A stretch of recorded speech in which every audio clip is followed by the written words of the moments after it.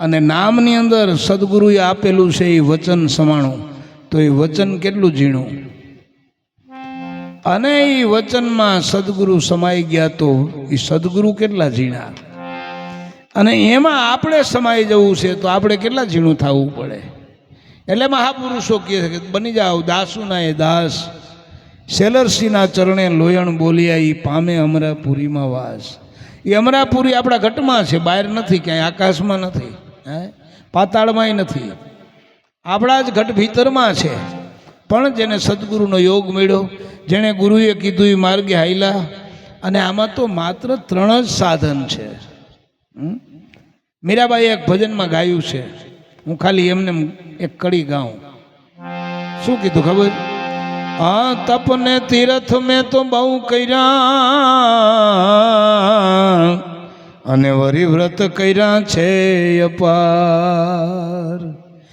એ જી તપને તીરથ તો મેં બહુ કર્યા, અને વ્રત કર્યા છે અપાર. ભગવત ભવાની મેં તો બહુ ભૈજા, હવે મારે હરિવર વરવાની આસ, સુંદર વરની ચૂંદડી.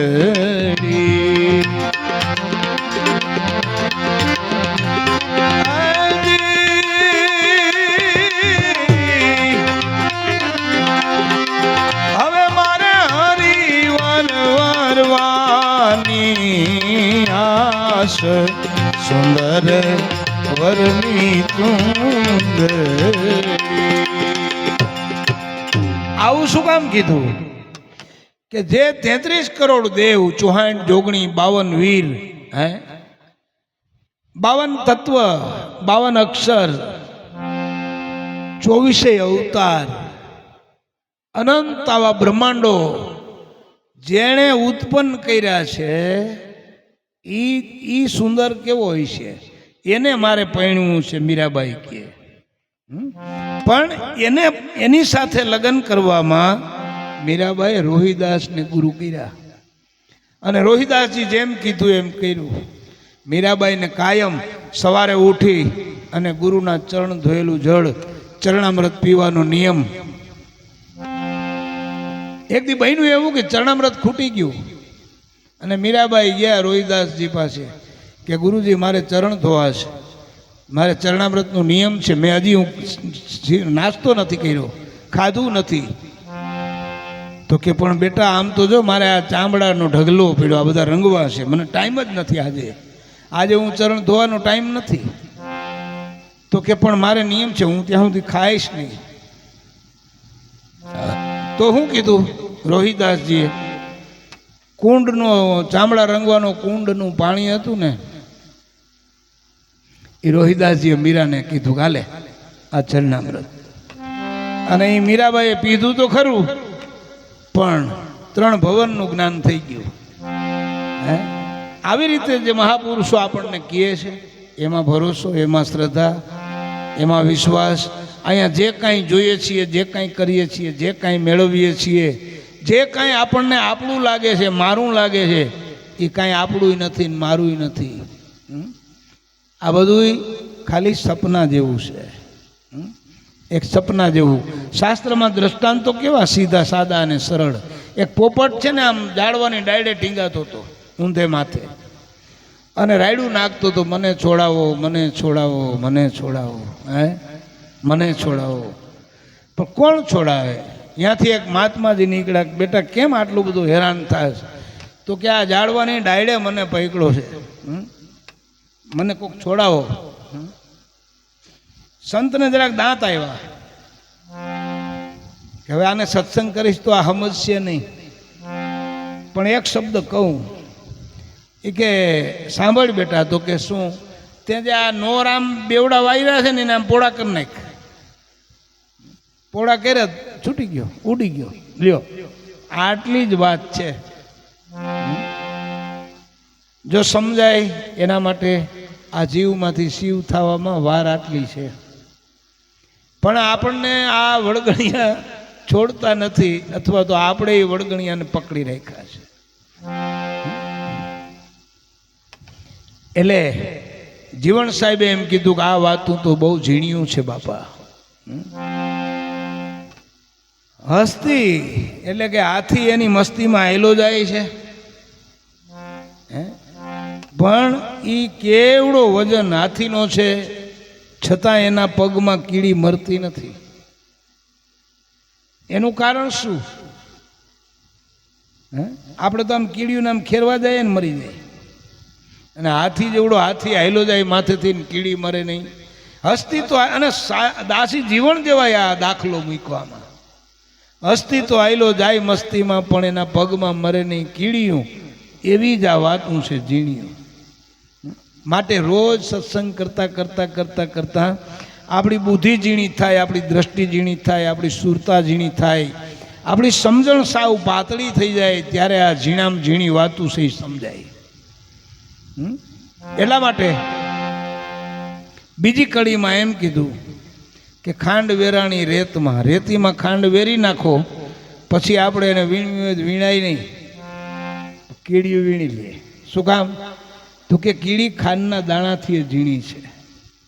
એમ જે તત્વને તમારે જોઈએ છે એ તત્વથી તમારે ઝીણું થવું પડે, અને ઝીણા થાવ તો એ તત્વ આપણા હાથમાં આવે.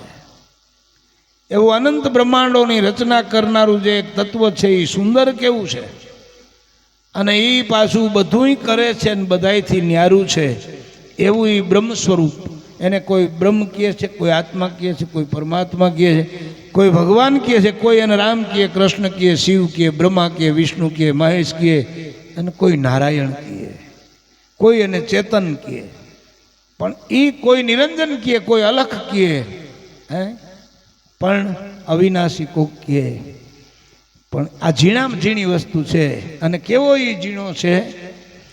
તો કે આમ આઈ ગ્લાસથી જોઈ ન શકાય એવા ઝીણા જીવડાની માલિકો પણ એ સમાઈ જાય. લ્યો, આપણને હમાતા ન આવડે. કેમ? તો કે આપણો આ દેહનો કોથરો નડે. એટલે સંતો આપણી પાસેથી એ અપેક્ષા રાખે છે કે તમે મને સમજશો તો ઓલાને સમજી જશો. હા, કેમ? તો કે હરિ, ગુરુ અને સંત એ ત્રણેય એક છે. લોયણે એમ કીધું લાખાને. એક કડી ગાયને સંભળાવું. એ જી રે લાખા, હરિ ગુરુ સંત ને તમે એક રૂપે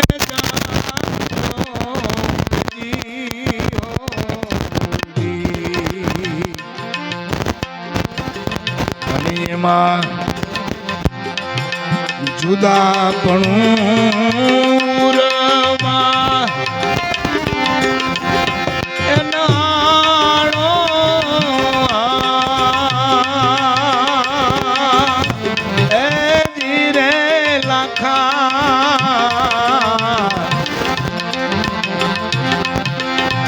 બ્રહ્મમાં એ ભળવું હોય તો ભેદને મટાડો જીઓ જી. જીરે લાખા, હરિ ગુરુ અને સંતને તમે એક રૂપે જાણો. આમ તો આપણે કાયમ આરતીમાં બોલીએ ને, આનંદ મંગલ કરો આરતી હરિગુરુ સંતની સેવા, પણ એ ગાઈએ છીએ સમજાય તો ખબર પડે કે હરિ, ગુરુ અને સંત આ ત્રણેય એક છે. પણ આપણને ગુરુ ક્યાંક દેખાય, ક્યાંક સંત દેખાય, હરિ તો દેખાતા નથી. હરિ એટલે વિષ્ણુ, હરિ એટલે હરેકમાં રહેવાવાળા, હરિ એટલે હરેકનું ભરણ પોષણ કરવાવાળા, એ પણ આપણને દેખાતા નથી. દેખાય છે આ બે. જેમ કેમ ગંગા અને જમુના બે દેખાય, સરસ્વતી દેખાતી નથી, ગુપ્ત છે. ઈ ગંગા અને જમુનાને પાછા સંત સદગુરુ જો મળે તો આપણી અંદર ઓળખાવે. જો તારા ઘટમાં એ ગંગા, જમુના અને સરસ્વતી ત્રણેય છે, અને એ જ્યાં ત્રણેય ભેગી થાય છે એ જ પ્રયાગરાજ છે. એટલે દાસી જીવણે એમ કીધું કે આવા ઝીણા થઈ જાઓ. ઠેઠ અહીંયા આપણે બટન દબાવીએ અને આગળ બીજી સેકન્ડે અમેરિકામાં ઘંટડી વાગે. આ શું છે? એ કોણ કરે છે? ભલે ને પાવર હોય પણ નેટ ના હોય તો બેટરી ફૂલ હોય, માલિક